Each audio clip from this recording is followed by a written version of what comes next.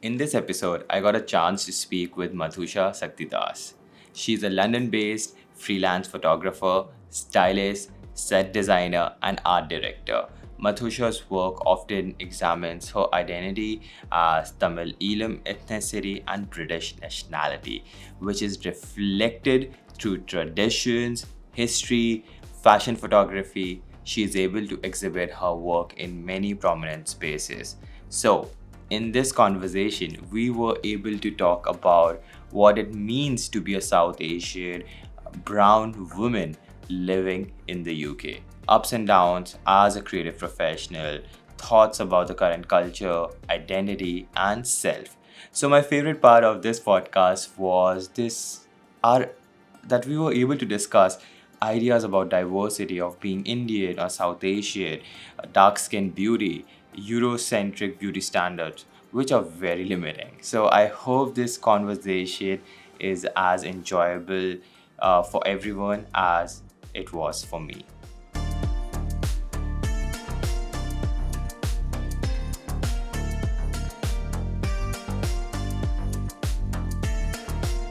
You must be Indian. When people make the assumption, that one. Yeah. I've not had it a lot. I've had it here and there, but a lot. I used to have that so much as a kid. And I think that's what, you have that kind of like divide the identity when you have like loads of people telling you one thing when not like, because I used to have people saying like, you must be Indian, you're this, that, like you look to this and that, like you don't look like you're Tamil, all of these things. Yeah. It makes you feel a type of way, right? It means like, am I not enough to fit into my own culture? Even though like it's ridiculous. Like I used to believe that a lot when I was younger. It used to really, really get to me. But now it's one of those things where I'm like, I'm just not, and that's how it is. It is interesting because I feel again, because I think the Indian culture and specifically North Indian culture is so different from South Indian culture. Sri Lankan 100%. Tamils. This is the other thing. When people speak about India, I'm like, India itself. Like when I did the Not Just Indian project, like even I know there's so much more that I could dive into. There's so much more, but like there was never enough of a bigger budget to be able to do all that, because even if you just like, for example, just India itself, there's so many different languages, cultures, like the way everyone is so different. And then obviously like religion wise as well, that plays into who you are. So everything varies. And you could say the same about all these other South Asian countries. Yeah. But I feel like people just have such like narrow, but it is narrow perspective when they see and think of South Asians and just automatically think like, oh, they must be Indian or from Pakistan or like countries that I don't know spoken about or something, but just assume you're either one of those and there's nothing more to South Asia than beyond that. Sure. And even South Asia is a relatively newer term because South Asia has been at least in the mainstream for the last 5 years. Before that, it was Indian Subcontinent or East India. So even it's so interesting that now, because of the diaspora, like Sri Lankan community is different, Tamil community from India is different, the Punjabi community is different, Pakistani is different. So everyone got a chance to say that, hey, we do have cultural similarities, but still we are different groups with different aspirations, different languages, traditions. So South Asia is a better term when we are outside our homeland, right?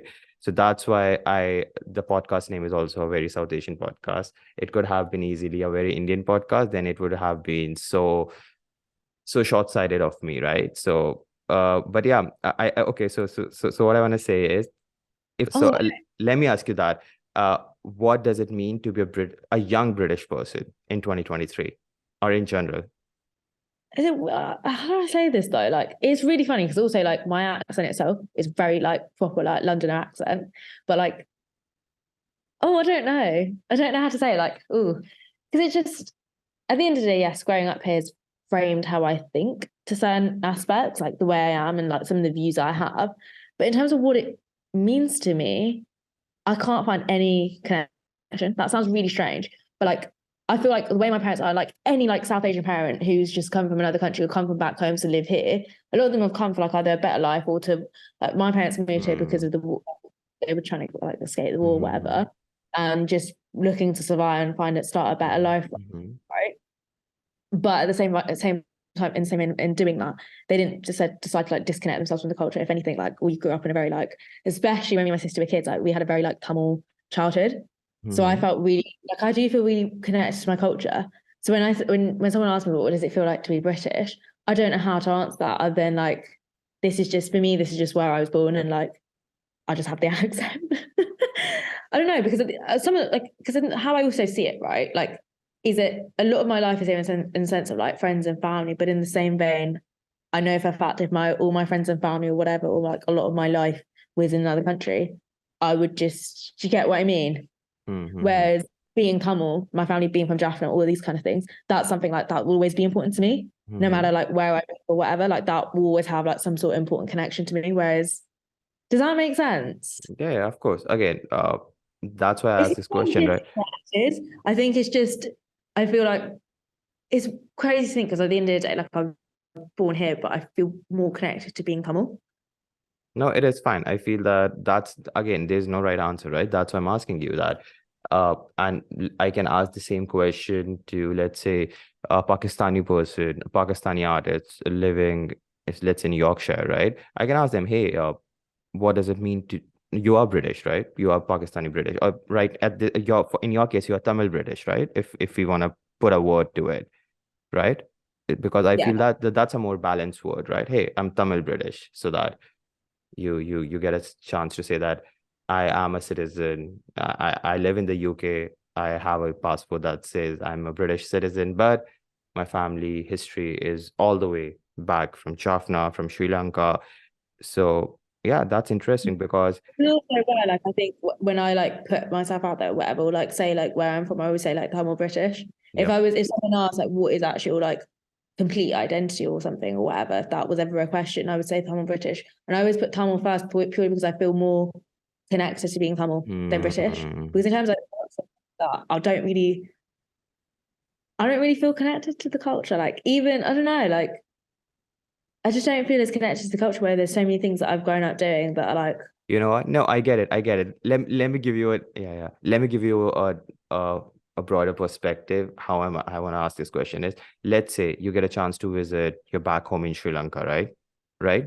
And then you interact with your cousins or with your friends, with just people of your age, artists who are based in Sri Lanka.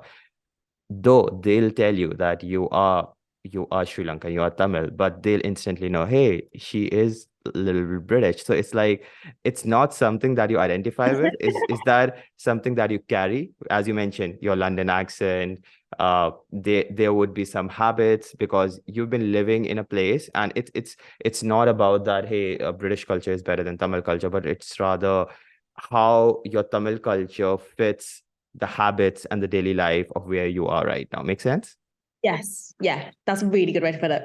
There's a Yeah. way better way to put it than I did. Previous chats, and I've been following your work. I've seen that you have a very, I would say, a very interesting relationship with your mother in terms of creativity, and obviously she's your mother. So my question is, I just want to get your perspective as a millennial, in 2023. How's our relationship with our parents in general? How's that both going on general, right? Millennial young people doing our thing. Again, our parents are trying to be supportive, but still they are from a different generation. They still have some reservations. We still have some clashes in ideas. But again, Yeah. I see, especially for you, there is a very special bond with your mother in terms of arts and creativity. So yeah, I just want you to talk about that. I think I kind of get where you're getting at, because I think I've even had people message me like, how do you explain to your parents that you want to do something creative? How did you navigate this? How did you navigate that? But I think to some extent, I've had parents who are quite, how do I say this? They've been, I mean, of course, they wanted that. There was a point, of course, where they wanted their kids to be doctors. To the big three, as we call Yeah, it, either going to finance, engineering, or yeah. and of course they wanted that. But I think they're also the type of people that, like, if you're truly not happy doing it, then don't do it. Because I think they also knew how, like, I am, and they knew that if I did something where I just did it for sake of their sake and I wasn't happy, like, I would either not do well or I just would be miserable. And I think they're more like, I'd rather you did something where, like, you're happy doing it, and also you're going to be more driven to be successful, because that's just logical. So I think I didn't really sit down and explain it to them. I think I just kind of like went and did it. And I just like, I think their only really concern was with me doing something creative, their biggest concern was, it's not the fact that I'm doing something creative, it's just more like, how are you going to be financially stable from that? And I just said, like, that's my problem. I'm going to figure it out and I'll prove that to you, or like, I'll show you. And I feel like it's been more of a case of like, because at the end of the day, how I feel like most Tamil parents are, they're more like, they're not going to believe your word. I feel like you say like, I'm going to do this, I'm going to do this, it's going to go through one ear and come out the other. Whereas I feel like if you just show them and prove, like, it is essentially prove, but like show them that you can actually make money and show that you can build a career from this, that's when they're going to be like, oh, okay. Like me doing all these exhibitions and stuff like that, I think in this kind of world has been the thing that's been like, yeah, she can actually make a career from it. I think the other thing is, right, at the end of the day, the reason I also think why they are so set on those career paths is probably because back home they grew up knowing that those were like the only career paths you can take that's going to get you money, that's going to make you successful, and that's going to be a solid career, and you're going to be doing something amazing and good for the community, that kind of thing, right? I don't think anyone really ever spoke about the arts. Whereas I think if they grew up with people speaking about the arts and like the opportunities within that and what you could do for the community as well as for yourself, then maybe their views would be different. But I think I was quite lucky with parents who have been very much like, as long as you're like, okay, and you're going to be fine, and like financially this and then you're going to be happy, then do what you need to do in that sense. And in terms of getting involved in my work, especially my mum, I think she's been really supportive. And it kind of already kicked off in COVID. Like when we had lockdown, I was still in uni and I was like, I mean, I still need to make work one way or another. And I had moved back home during like my second year because there was just no point living out because of COVID and whatnot. And I think I was just planning loads of different projects, and like the project I actually wanted to do was the Not Just Brown, Not Just Indian project. I mean, at the time it had no title. I didn't know what I wanted to name it. I remember I just wanted to do a project like that for my final year because it was like it was like my FMP, so like the final major project, right? And I'm like, I want to do something like this is something I know I'm going to be passionate about, and I want to put my all into that. And I feel like that would be such an amazing project to do my third year. Then COVID happened, and of course it meant that like you had no access to your uni, but also you were not allowed to be in more than a crowd of like 6 to 8 people. And I was like, all of these shoots would have been at least 6 to 8 people anyway. So I kind of had to strip that back. And I think moving back home, I think, at the end of the day, living out, like, how do I say this? It was a little bit of like, not space, but it was space, I guess, from family and stuff. And like, not completely being at home, you kind of like, when you move back home, you kind of start to, it's like almost reappreciate kind of the familial aspect of things. And I think I just started going through old family albums and speak to my mum more about the culture and things. And I thought, you know what, let me do a project about being Tamil, like just a project where I'm focusing on just being a Tamil woman, because I never really had focused on anything like that until my third year of uni. And that's when we started doing a lot of still lives together and her helping me. And then I was like, screw it, let's just do like a photo together, or like you model or whatnot. And it kind of just started from there. And a lot of like looking through, like a lot of my reference were quite literally just family photo albums from back home. All right, so I would now want to talk to you about how you explore femininity, right, in your work as a photographer. At least as I see, it's more about exploring different cultures, different South Asian cultures, different skin tones, and that's really important here, right? Different shades of brown, how different skins are throughout the South Asian diaspora, and obviously an aspect of femininity. And it's really powerful because it talks about beauty of people, how you see it, rather sort of Eurocentric, right? So do you want to talk about that?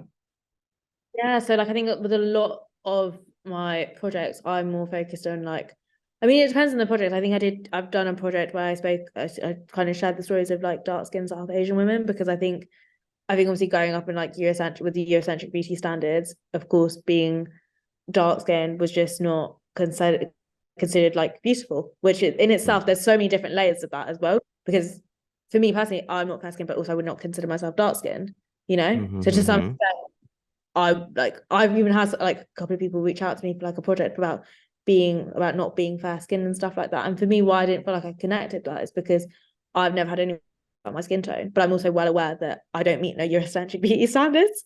Just to, like, let's be real, I don't. But then also there's like, you know, dark-skinned South Asian women who've gone through it and have heard some horrible comments made about just their skin tone, which is just ridiculous. And I think it was really important to share their experiences, but also share their growth, because a lot of the women that I had worked with to build that project, they'd gone through these experiences, and even till this day, like some of them will hear comments, or like, especially with like the power of social media and the ease of just being able to hide behind like a phone or a camera or whatever, and not like showing your identity. People will make comments just to tear people down for no reason, especially women who've just reached a point who are like at that point in their lives where actually no, like I am beautiful, and yes, I am dark skinned, and there's nothing wrong with that they'll find a way to try and tear them down. And like, but the people that I worked with have spoken and shared their stories about that, but they've also showed their growth and how they've actually, like, despite what people have told them, whether they are family, friends, or whoever, or even just random people, that they have grown through that, and very, like, doing things like even photo shoots or this or that has kind of somewhat helped them, but also just going through their experiences, meeting other women.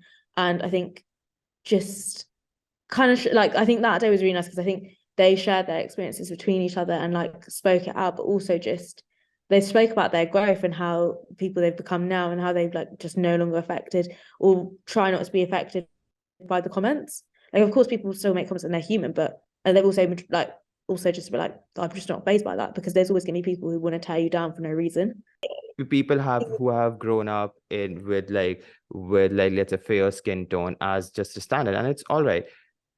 It would be really interesting for them to see, hey, our beauty standard is different from others, so it's our duty to sort of open up and accept different beauty standards, and rather not be rigid and saying that, hey, this is Eurocentric beauty standard. And simply, I feel that's the same with a lot of South Asian culture as well, that because of a lot of colonial past in India or Sri Lanka, sadly, we often think about fairness as being more privileged, being more rich, but rather I feel that for an artist like you, or anyone who's just trying to capture the human soul, it's about the fashion, it's about the cultural essence, it's about the person that you are working with, It's about, right? honestly, it's also about like, is person comfortable? Like, that's such a big thing for me. And like my shoot, it's about, is the person comfortable, whether it's like the pose or whatever. It's also to be like, do you feel good? Like, I want you to like come into the shoot feeling good about the way you look, the way you're being treated, all sorts of things, and walk away being like, that was an amazing experience. Especially when you know that, like, how the things that we've grown up around, especially like Eurocentric beauty standards, and just like the beauty standards we have faced because of colonization and all that stuff, like the things that we have faced, like you can walk away and be actually like, I just had an incredible experience and I look great, and I don't even fit into the things that people are meant to believe or whatever. Yeah, and I feel it empowers a lot of people who might have been shy in showing themselves because they believe that their dark skin tone merits them not fitting to a beauty standard. But now they see, hey, here's a photographer who is celebrating a person who has a similar skin tone. It means that I am beautiful, right? And again, this is so rudimentary, but this is how human psychology works. That's why media plays into a big role of body types. You also mentioned that it's also about body type. Yeah, 100%.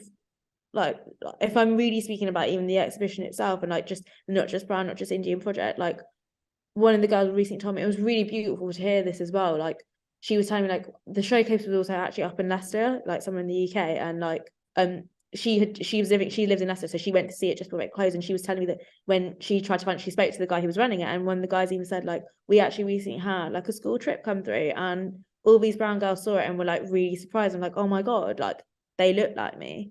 And hearing that really means a lot, especially when you've grown up, like for me, and probably you as well, like I don't know, like I've grown up never really seeing work that I can relate to. Like, the only work or anything that I've seen in museums or galleries or whatever are literally, quite literally, stolen artifacts. It's never been something where it's focusing on actual like culture and heritage. It's been something where just you've stolen like statues of gods and goddesses, you know.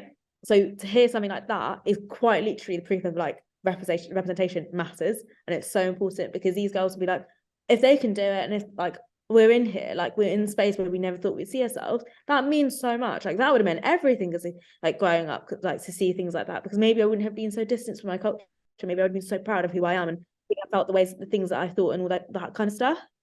So I think hearing things like that now is nice, because it also just means like it's changing slightly. It might be slow and steady, but it's changing, right? Yeah.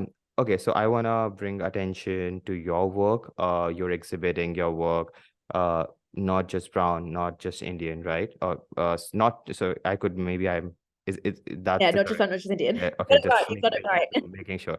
I was thinking, is it not just or is it not two? Okay, so I know that it's not an exhibition you've just managed to put in just a week. It's like a long body of work that you have slowly built.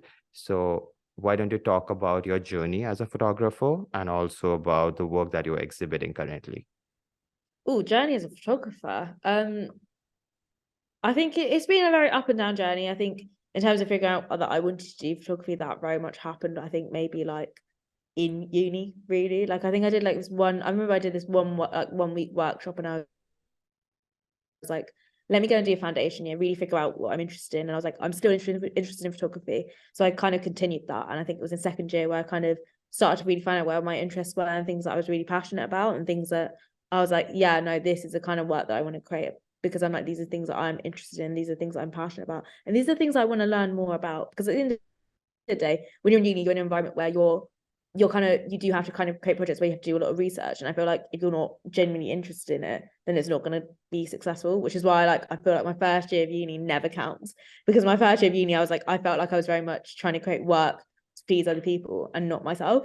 And I felt like when I was like, screw it, I want to do work for me and things that I'm interested in, things that I care about, that's kind of where it started to change. And went through that journey quite a bit, I think, and obviously created the work about being Tamil and being a woman in my final year. And then I think with creating Not Just Brown, Not Just Indian project, it was kind of like a little bit of stroke of luck to some extent, in the sense of like I had the funding opportunity. Like someone I know just sent me the funding opportunity and said, like, I think you should apply. I think there's no harm in applying, see what happens, right? Because I was like thinking, I don't think I'm appropriate for the grant, because I can't remember how they advertised it, but I just didn't think I would be able to get it. But then I was like, screw it, I'm going to pitch this project, because I remember like this is around the time I was thinking about leaving my job, when I actually ended up leaving at the end of 2021, and I was like, you know what, screw it, let me pitch this project. Like there's been, because I remember I got really caught up working 9 to 5 and I hadn't really like created a project in a minute, but I was like, I remember like I wanted to create this project, like it's something that's always been in the back of my mind. So I pitched it, and I think it was all to do with like perfect time, because around time I was leaving, I then won the funding and kind of spent the first half of 2022 building the project and learning more about freelancing. Other than like the Sri Lanka Tamil Eelam one, like I had no right, how I feel is I had no right to kind of contribute to that, in terms of like the concept and like what we're focusing on, because I've not got a lived experience of being that identity, and keeping it authentic and genuine and like diving into personal experiences was so key to me. Because the day when you see a lot of work or a lot of art or whatever, half the time if it's for South Asian people, it's like these white people who've gone around like South Asia just taking photos of just like South Asian people, and they've showcased that somehow, or like it's either been stolen artifacts. Whereas like if I'm going to do this project and it's going to be about exploring the culture, then it is going to be based on the experiences of these women who identify as that culture, who've grown up and have had like a lived experience. That was really, really important to me. So in terms of building the concept, it was such a collaborative process for each one, because a lot of it just like, in terms of like the ideas and things we wanted to focus on, I was like to the girls, like, what do we want to celebrate? Like, what are we showcasing here that shows things that you've grown up with, but showcases like a really powerful aspect of your heritage. And that's kind of how each kind of concept came about, each of them, which is why like when you visually see the images, like people were saying to me, it looks so different. Like I think and that was the whole point of the project as well, because at the end of the day, there's some people out here who have a very narrow mind of South Asia and just think of India, right? Mm-hmm. And the importance of the project was to show that, like visually especially, just so that it catches their eye, being like, actually no, like every culture and country is different, even if it's in such a small way, because at the end of the day, there's so much more I could have explored with each one, that even at least in a small way, that it shows their differences. Exactly. No, I know. I know that for this project you have shot with categories like India, Tamil, Bangladeshi, Nepali, Afghani, right? And Pakistani, Yeah. Pakistan. It's 6. I get what you mean. I always have to count up my hand to make sure, like, I've said them. So, so my observation have been that, okay, so there are two observations at least.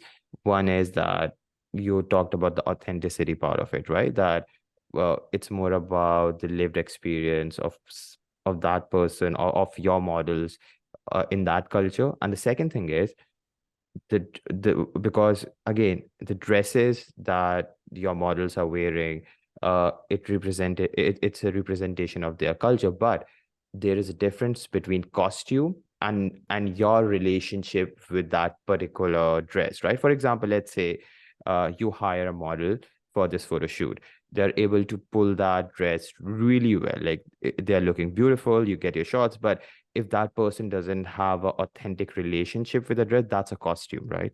That's just a costume. Oh, 100%. Yeah. So I think your conscious choice was, if you're shooting for the Bangladeshi section of your project, it has to be Bangladeshi models who has a relationship with these dresses, with this Yeah. particular attire. The entire team for each of the concepts were from those countries, and it was for that reason, because I was like a lot of the concepts. It firstly, like I think especially like Nepal and Afghanistan, a lot of them really dived into things like from like things that have been passed down from family, things that you guys have got together, like the shot, like there's a couple shots that have been put out, and a lot of them in matching dresses, and that's because they're a family and they went and got matching dresses together for an event, and I think that's sweet, you know, because you don't really see like, and especially because if you ever see matching dresses, you know, in like Westernized culture or like British culture, you're only really going to see that in like a wedding, you know, whereas for them that was just something they wanted to do as like a family, and it kind of just showcases the importance of family, and that's what that concept was about. And whereas with Nepal, like the girls had matching dresses from back home that they just like had from like dancing and stuff, and then we also had like some costumes that showcased their different, like, so for Nepali people, from what the girls have told me, like their like traditional wear reflects their caste, and that's quite an important part. And it's not, I don't think it's in a way where it's like, oh, you're better than one or other. It just showcases who they are. Yeah. And it plays a really important part in like their dress sense. And that was something new that I learned, and it was really important to showcase those different kind of things, but also from their experience, and also like because it just doesn't make sense for me to, like, especially if I'm going to do a project like this, it just doesn't make sense and doesn't feel right to me to do something like this and then have someone of not South Asian identity wearing these clothes. How can I say that this is what I want to do, this is what I want to showcase, and these are people I'm building with, and then have someone of different identity who doesn't even relate to it, who won't feel the same emotions or feelings of wearing that and how much it means compared to someone who of that actual like heritage. Yeah. Because like the girls who came to the shoot also been like feeling like I've never, like a lot of them were like, I never thought I'd do something like this, where it really, like I've never seen something like this where it's been something so focused on who I am and like actually my identity and just solely that. Yeah. No, again, I feel that that's the power of at least your work and the exhibition that you're doing. It's authenticity. It's actually the actual relationship of your models with the dresses, with the cultural artifacts. So it adds a layer of meaning. And even even let's say that we don't know the context of it, the context that you just shared, you just see that there is like an authentic relationship, because I feel that we humans are not that stupid enough to not I don't think so we can get fooled enough easily. We can see, oh, this is a bit inauthentic, this is a bit authentic. That's why a lot of artists who are revered, a lot of photographers who are revered, are the ones that take their time to understand the culture that they are interacting with and how to be really true to that, right? So I feel that that's something you have achieved with this project. All right, I think just sort of just now winding up a conversation, I want to ask you this thing. For people, let's say, who might be listening to this, who are South Asian and who are thinking into, hey, now I want to study photography at uni, or I want to study any creative profession, be it fashion designing, modeling. Do you have some of your experience to share with them? Maybe some challenges or misconceptions that you want to talk about? Studying photography, studying a creative course, to now being a working photographer. I think with this kind of thing, I'll only speak purely about photography, purely because I know that being a fashion designer and having had quite a few friends who are fashion designers, I think being in uni was really essential in terms of just having the access to certain equipment and learning and whatnot, and being able to create the things that you've been able to create. You really the people I know who studied fashion design practically lived in uni. Whereas for me, having done photography, how I see my degree, I'm privileged to have done it, of course, to some extent, yes. But also in the same vein, it's a lot of debt that you're putting. And I think especially because I just studied during COVID, I walked away with a very different experience compared to some other people who might have done it before COVID hit. That's the other thing. So do you bear that in mind when I say this? Because how I feel is uni gave me the 3 years and the student finance to be able to explore things creatively and have the time, because it meant that I could work part-time and have the time to explore different creative projects and whatnot. But in the same vein, I think in terms of just career stuff, they weren't really focused on industry aspects. So I would say that if you're looking to learn about photography, and especially if you're based in the UK, because I can only think of UK-based mentorship programs and photography programs. There's so many courses, looking into the Photographers Gallery, which is a gallery around Oxford Street. They offer loads of different courses. So does Tate do this. They have this thing called Tate Collective, looking into existing kind of, how do I say, things like that. You could find some creative opportunities through that. There's things called the Photography Foundation, where they offer a course and they actually offer training where it's a bit more hands-on rather than theory based. And I feel like those are the kind of things that are really essential. And it's something where you don't need to go and break your bank account or end up in debt. And I would say if you're somebody starting out, doing things like that could be really great. And also if you're someone starting out and you either need to work or whatnot, I feel like there's something where you're able to work around that in terms of doing that course and then working part-time, or quite literally picking up a camera, just learning the basics, shooting here and there, and also just assisting people. I think assisting people has been such a key experience in how I've kind of grown quite a lot, and also just know how to plan a shoot better, or to industry standard, or just how to handle clients. And being on set has been where I've really learned my experience, and I feel like I've grown so much as a photographer. I think there's been people I've worked with right at the start of when I started out and started creating the work that I did 3 or 4 years ago, compared to now, who can really see, even I can see the growth and they can see the growth and how I am as a creative, and also just the way I've shoot and the way I plan shoots, and just the growth within my photography. So I would say it's quite literally about simply picking up a camera, or maybe even taking, if you don't have access, taking part in these courses, because a lot of them tend to be free. Annoyingly, some of them are the the age thing, where they're 18 to 25, which is a whole other thing, to be honest. But I would say taking part in things like that could be really, really essential, because a lot of them are short term, and just looks great to say that you've done them as well as just reaching out to people and asking to assist them. So if I think back maybe 5-6 years ago, I did not think I was going to make it as a creative, and I would make a career out of this. I had such a negative mindset. So reaching this point where I'm so stable in who I am and so happy with who I am as a creative, as a person, and very, especially after having my amazing open night and having my family and my friends support me, and knowing having that very supportive circle has been amazing. So I say those kind of aspects of my life. No, I get it. So if I'm taking away from it, your philosophy is life is go for it. Don't really just set. I think doubting yourself would never stop. That's what it just continues, right? But you have to go for it regardless. Don't be afraid of rejections, I guess. Again, always lovely to chat with you, Mathushaa. Same to you. Have a good day. You as well. Bye. Thank you again for listening to a very South Asian podcast. You can watch the full video on my YouTube channel by the name of Anushray Singh. You can listen to the full audio on podcast platforms such as Spotify, Apple Podcasts, and many others. If you are a South Asian artist or creative who may want to share their story and experiences, feel free to get in touch with us on our Instagram handle, which is Young Creative Indian Space.